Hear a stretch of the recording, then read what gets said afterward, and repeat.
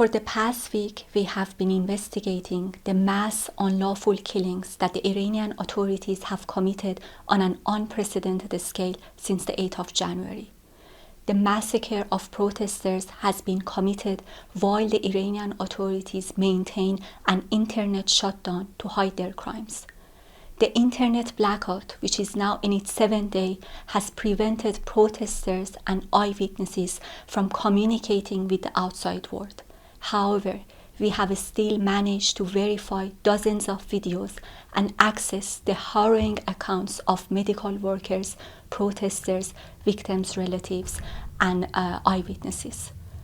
The information that we have gathered reveals that security forces have been relentlessly firing at protesters from streets and from elevated positions such as the rooftops of mosques, residential buildings, and police stations.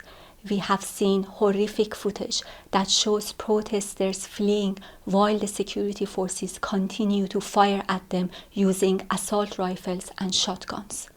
Hospitals are overwhelmed with the injured.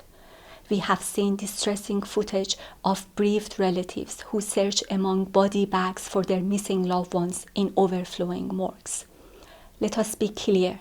The Iranian authorities have resorted to mass unlawful killings in order to wipe out dissent and to silence protesters who have been demanding fundamental change and respect for their human rights and dignity. We urge member states of the UN to recognize that continuing systemic impunity for crimes under international law committed in past and current protests in Iran is driving the state policy of bloodshed.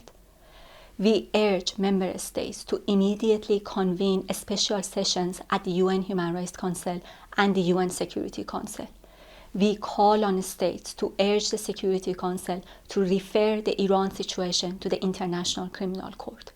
We also ask independent prosecutors around the world to initiate criminal investigations under the principle of universal jurisdiction.